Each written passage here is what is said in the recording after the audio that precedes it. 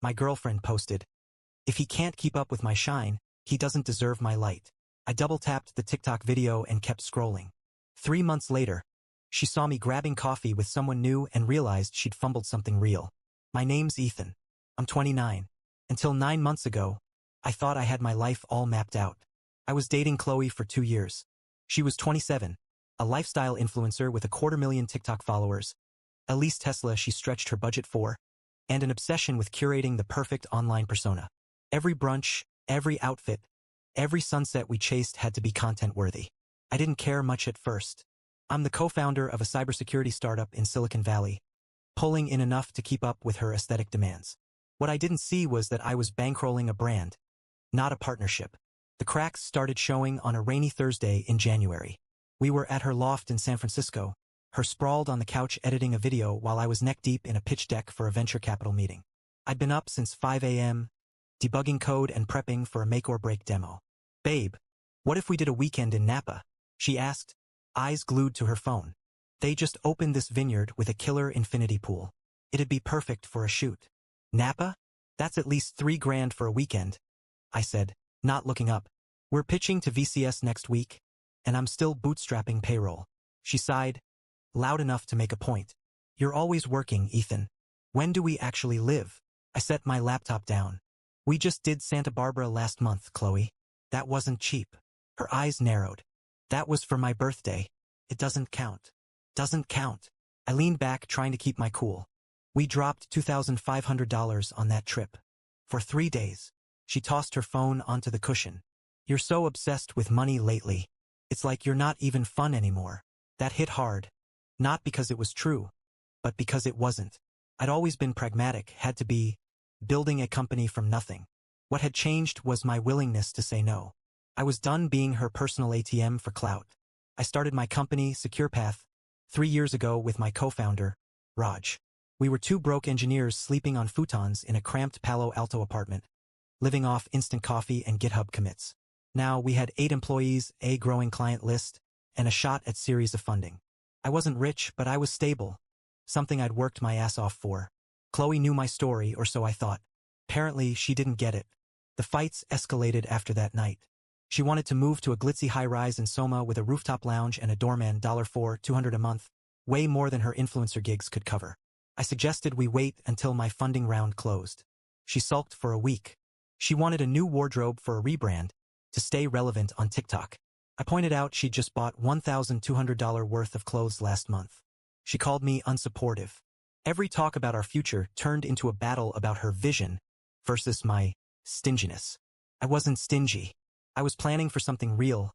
A house, maybe a family someday, a business that could outlast the startup hype. But Chloe was caught in a loop of chasing trends, needing the next viral moment to feel whole. One fight in early February stuck with me. Her friend was hosting a launch party for a skincare line at a trendy Mission District bar. I'd been up for 48 hours straight fixing a server crash that nearly cost us a major client. I begged off, suggesting we order takeout and crash. "Are you kidding?" she snapped, already in a sequin dress. "I told everyone we'd be there. I can't show up alone again." "I'm exhausted, Chloe. Can't we skip one night?" I pleaded. She grabbed her clutch. "You're always exhausted. It's embarrassing, Ethan. People think you're ghosting my life." I rubbed my temples. "I'm not ghosting. I'm keeping our company alive. This is temporary." She laughed, sharp and bitter. "Temporary? You've been saying that since we met. I'm not waiting forever." She stormed out, leaving me in her loft, staring at the neon glow of the city through her floor-to-ceiling windows. Then came the TikTok post. It was a late Friday in March, around 1 a.m. I was at my apartment in Mountain View, grinding through a security audit for a new client. We had a deadline in 4 days, and if we nailed it, it'd mean a $150,000 contract. Chloe had texted earlier, asking me to join her and her influencer friends at a new rooftop club in the city.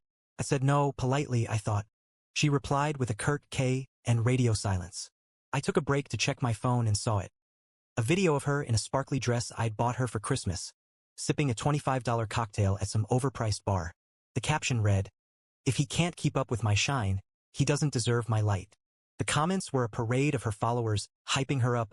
"Queen, his loss. You're too good for him." I felt my stomach twist. First confusion, then anger, then a cold clarity. She'd tagged the location, a hotspot in the Marina District, and added a trending breakup song to the video. I tapped the heart button and put my phone down. No texts, no calls, nothing. I went back to my audit, finished it at 4 a.m., and crashed. By morning, my phone was flooded with 14 texts from Chloe. They started soft. "I didn't mean it like that, babe." Then desperate. "Can we talk?" I was just upset. Then pissed. "You're really ignoring me over a video? So mature." I responded at noon. "We need a break." My phone rang instantly. "A break?" Her voice was shrill. "Are you serious, Ethan?" "Yeah," I said steady. "You put our relationship on TikTok for clout. That's not how this works." "I was just expressing myself." She shot back. "I'm allowed to feel things. You're allowed to feel. You're not allowed to drag me through the mud for your followers." She scoffed. "I didn't name you. No one knows it's you. Chloe, your entire circle knows we're together. Don't play dumb." Silence. Then quieter. "I was drunk and hurt. You've been so distant. I felt alone. So you made it a public spectacle? I need space." "Space for how long?" "I don't know. I'll call when I'm ready." She started crying. "Ethan, please. We can fix this." "I'm not sure we can," I said, and hung up. The first month was rough. I missed her, or at least the version of her I'd fallen for. The one who laughed at my dumb coding jokes and stayed up late dreaming about our future. But I also felt unshackled. I threw myself into SecurePath. We nailed the client demo, landed the $150,000 contract, and started hiring. Raj noticed the shift. "You're on fire, man," he said over beers at our favorite dive bar. "What's the deal?" "Just focusing," I said. "No distractions." He raised an eyebrow. "No Chloe." I shook my head. "No Chloe." Chloe texted a few times, sent a long email in April about reflecting and missing us. I read it but didn't reply. She stopped reaching out by May. I assumed she'd moved on. I was starting to. I got back into running, something I dropped to keep up with Chloe's social calendar. I reconnected with college friends, took my sister to dinner without checking my phone every 5 minutes. My life felt like mine again. Then I met Lena. It was mid-May, at a coffee shop in Palo Alto where I was tweaking a pitch deck. She was at the next table, coding on a beat-up MacBook, her focus intense but calm. No designer purse, no curated vibe, just a woman in a hoodie, building something. We kept bumping into each other at the coffee counter, and by the third time, I cracked a joke. "We gotta stop meeting like this or they'll charge us rent." She laughed, warm and unforced. "You're here as much as I am." "Office lease fall through." "Nah, just scouting. We're moving to a spot down the street." "Nice. I'm Lena, by the way. I code for a health tech startup." We got to talking. Lena was a software engineer, 28, who'd left a cushy job at a big tech firm to join a startup focused on affordable healthcare solutions. She loved her work, not for the optics but for the impact. Over the next few weeks, we kept crossing paths at the coffee shop, working side by side in comfortable silence. Coffee became lunch. Lunch became drinks. By June, we were dating. Lena was everything Chloe wasn't. She drove a paid-off Subaru, cooked killer stir-fry at her modest apartment, and cared about my startup's mission, securing data for small businesses. When I landed a new client, she didn't expect a fancy dinner. She brought over homemade cookies and we celebrated on her couch. When I stressed about funding, she listened, offered ideas, didn't push me to live a little. We kept things private, no social media fanfare. It wasn't about hiding, it was about building something real. We went public in July, not with a big announcement but a casual photo at a food truck festival in San Jose. Lena posted it on Instagram, just us laughing over tacos, captioned, "Tacos and good company, everything else. Simple, real." I didn't think about Chloe. She hadn't crossed my mind in months. That changed by evening. My phone buzzed with texts from friends, some with laughing emojis, others with "you." Chloe's spiraling. Raj sent a screenshot of her TikTok, a repost of Lena's photo with a caption. "Guess he found time to live now." Funny how that works. The comments were her usual cheer squad. "You're thriving, girl. He's missing out." I showed Lena, expecting her to be annoyed. She just shrugged. Let her process. Doesn't change us. I loved that about her, no drama, just clarity. Chloe didn't stop. For a week, she posted cryptic videos about men who level down and glowing up after heartbreak. She'd gotten a new haircut, started wearing bolder makeup, and was filming at every trendy spot in the city. I didn't care. I was happy. SecurePath was killing it, We just signed a $300,000 contract with a logistics firm. Lena and I were planning a low-key hiking trip in Yosemite, not for content but for us. My life was finally clicking. Then Chloe showed up at my office. It was a Tuesday in August, for months post-breakup. My assistant, Priya, buzzed me. "There's a Chloe here. Says it's urgent." I sighed. "Send her in." She walked in, dressed like she was ready for a photo shoot. Designer jumpsuit, flawless makeup, new heels clicking on the hardwood. She glanced around our new office, all glass and clean lines. "Fancy," she said, sitting uninvited. "Business must be good." "It is," I said, leaning back. "What's this about, Chloe?" "I just wanted to talk. We never got closure. We broke up. That's the closure." She frowned. "You didn't break up with me. You asked for a break and then moved on like I was nothing. You put our problems on TikTok for the world to see. We were done." Her eyes glistened, but her voice stayed sharp. "So you replaced me in, what, 2 months?" "With her. I met Lena after we ended. Life moves on." "How soon after?" she pressed. "Does it matter?" "It matters to me, Ethan. Were you already done with us before you said it?" I studied her. She looked polished, but there was a fragility there, like she was holding herself together for an audience that wasn't in the room. 2 months, I said. "I met her at a coffee shop. No overlap, no cheating. Just life." She laughed. Bitter. 2 months. So you didn't even try to fix us." "Fix what?"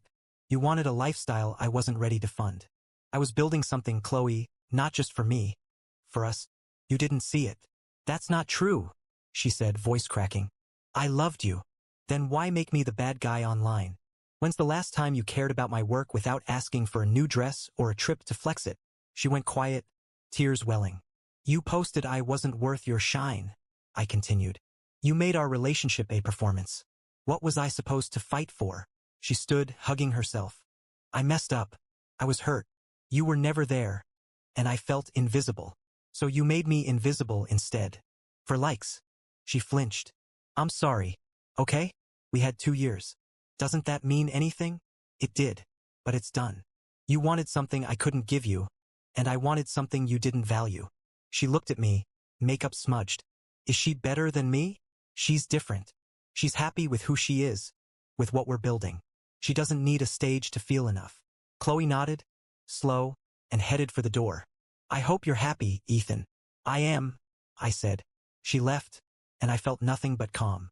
Real closure, not the kind you script for a video. 3 months later, Chloe's TikTok is quieter. She's dating a tech bro named Kyle who posts about his crypto gains and his Porsche. Seems like her vibe. I don't wish her ill. I hope she finds what she's looking for, whatever that is. Lena and I are solid. We moved into a practical 1-bedroom in Menlo Park, splitting rent and dreaming about a cabin up north someday. SecurePath is booming. We closed our Series A, hired 5 more engineers, and I'm sleeping better than I have in years.